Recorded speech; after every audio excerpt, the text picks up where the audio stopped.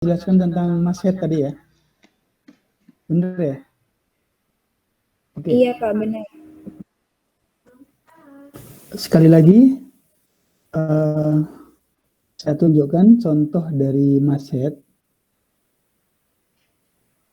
Itu batasnya garis ini ya, batasnya garis ini ke atas. Ini kan ada garis tipis. Nanti ketika kalian akan membuat seberapa tebal garis itu silahkan untuk meng-create sendiri, memilih ketebalannya.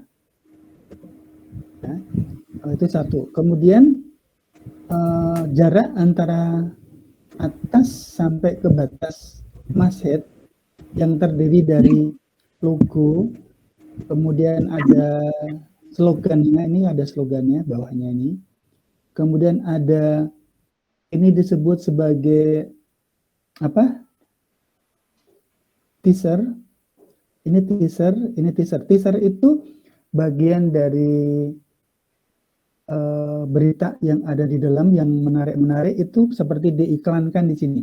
Itu boleh dicantumkan di kiri kanan. Andai kata satu saja besar, itu juga nggak masalah. Nggak jadi masalah. Barangkali nanti teaser itu bisa ditempatkan di bagian-bagian tertentu. Misalnya di bagian paling bawah ini, ada beberapa. Paling bawah ya. Itu ada, kamu sisipkan seperti space, seperti yang saya buat di sini. Seperti ini. Nah, ini bagian teaser. Iklan-iklan dari berita-berita yang diiklankan itu ya, di sini. Mungkin ada iklan beneran, ada iklan, nggak apa-apa juga. Nah, sementara ini juga ada iklan. Kemudian di bagian mashead ini saya menggunakan garis tebal ini, tapi hanya sampai di sini doang, misalnya. Sementara ini adalah ada teaser juga. Ini penjelasannya dari ini, misalnya.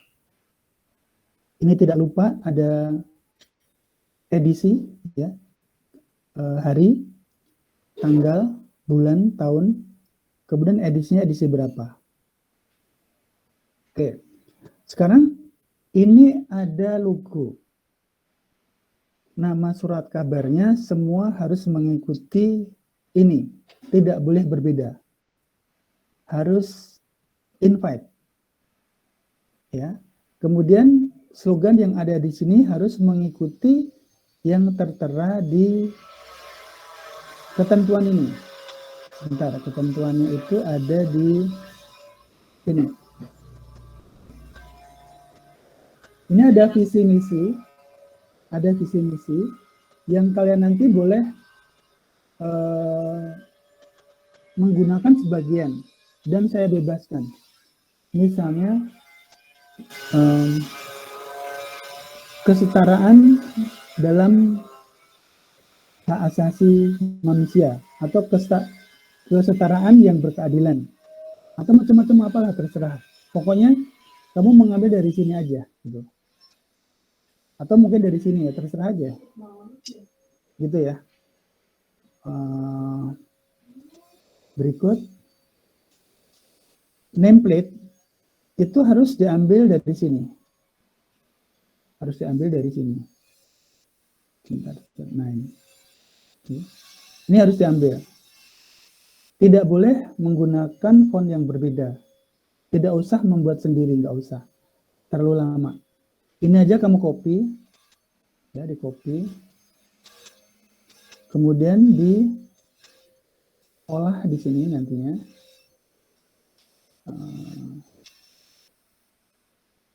Di paste di sini. Nah, ini dia. Seperti ini.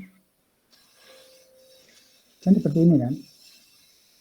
Kemudian dibesarkan aja. Besarkan seperti ini. Kan ini ada putihnya. Putihnya harus dihilangkan.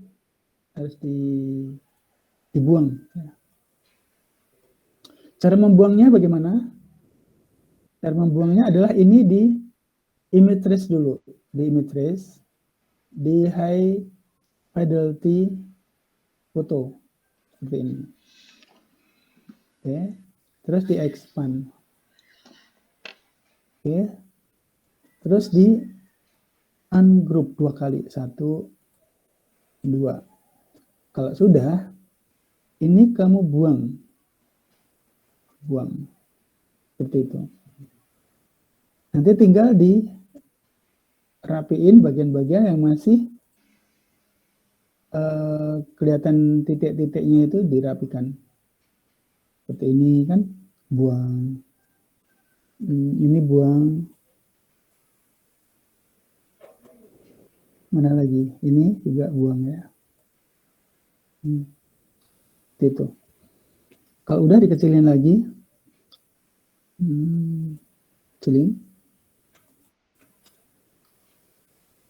Kemudian begini, andai kata, ini andai kata. Kok ini kok kalau dibesarkan ini kok ujungnya kok jadi lengkung-lengkung ya. Terus kamu pengennya nggak lengkung misalnya. Atau dalam pengertian dirapikan lagi, ya silahkan aja. Kalau mau dirapikan lagi, kamu gambar ulang pakai pen tool, digambar ulang.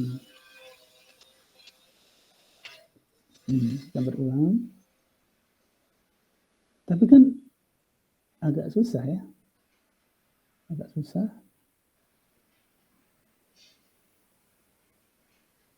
Perlu waktu. Tapi mengerapi. Saya berikan contoh hanya separuh aja ya. Separuh aja contohnya.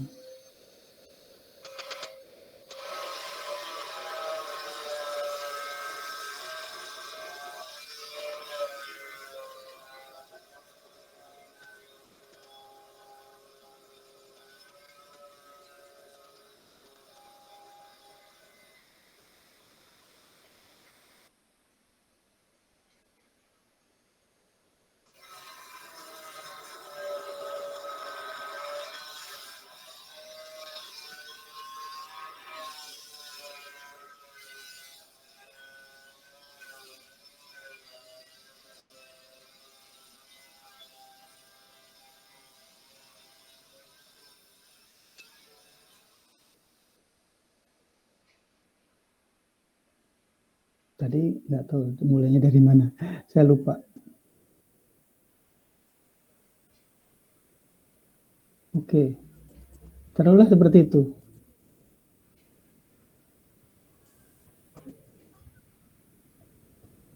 Nah, maka yang terjadi seperti ini, nggak ada ujung-ujung yang bulat-bulat itu. Kalau mau gambar sendiri gitu. Oke ya, paham ya, sana saya. Berikutnya penjelasan. Gini, siapa yang merasa nantinya kalau mencari logo tadi belum terima? Siapa yang belum? Atau semuanya udah punya untuk nanti mengerjakan ini, untuk logonya dan file-file yang ada di sini? Ini soalnya sudah saya berikan di e-learningnya. Ini. Oke. Bila mana? Ini bila mana? Kalau kamu tidak mau terus terang, nggak apa-apa juga. Tapi saya pengen menunjukkan. Daripada saya nanti repot-repot, marah-marah, tanpa orang marah-marah. Gini, di e-learning, ini, di sini ya, saya buka. Di pertemuan di Desember tanggal 20, kelas A,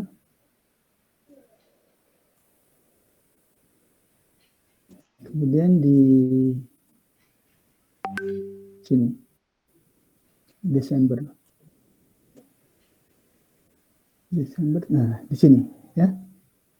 Kalau ini kamu klik, ketentuan-ketentuan tadi ada di sini. Saya klik ya. Tuh. Nanti akan kebuka di sini. Oke. Jadinya ini ketemunya. Dan ini bisa kamu lihat ketentuan-ketentuannya seperti apa gitu ya. Nah, ini logonya. Kemudian ini sekilas tentang surat kabar ini seperti apa, itu bisa kamu baca di sini.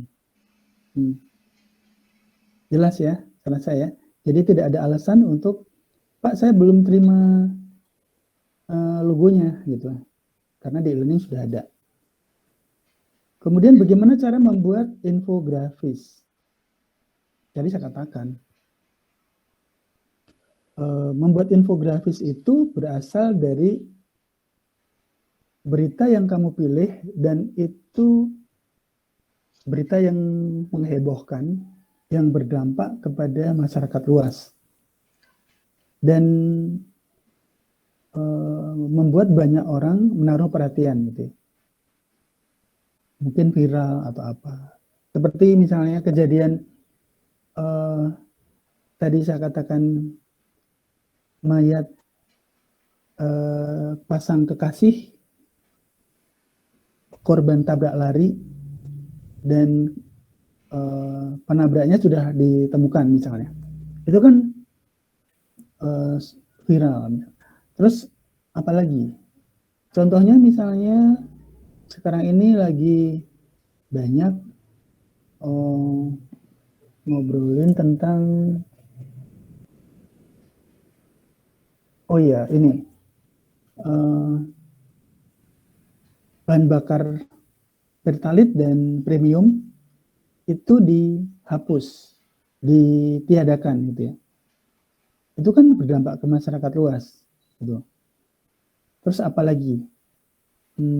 Pokoknya adalah berita-berita yang seperti itu, yang memiliki sejumlah informasi dan data. Nah, infografis itu ada dua macam, ada dua kelompok. Kelompok yang pertama adalah infografis yang menggunakan atau berdampingan dengan berita. Infografis yang memiliki muatan berita gitu loh.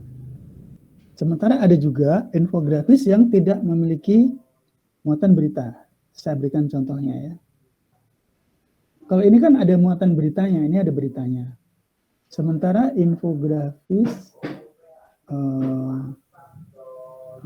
halaman dalam Quran.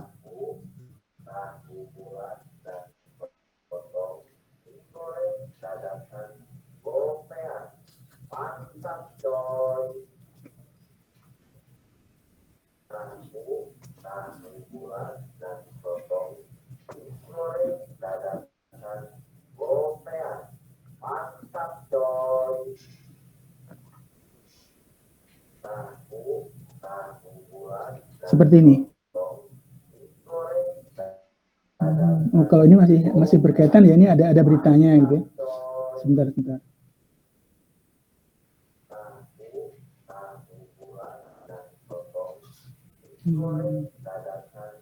Mungkin ini. Nah, seperti ini nggak ada beritanya, jadi tidak terkait dengan berita. Contoh yang lainnya,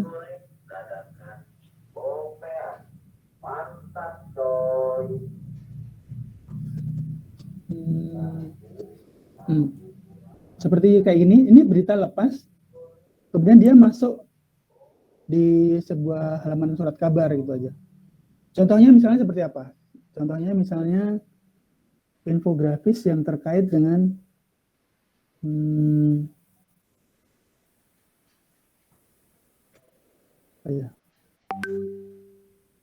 kalau di olahraga bola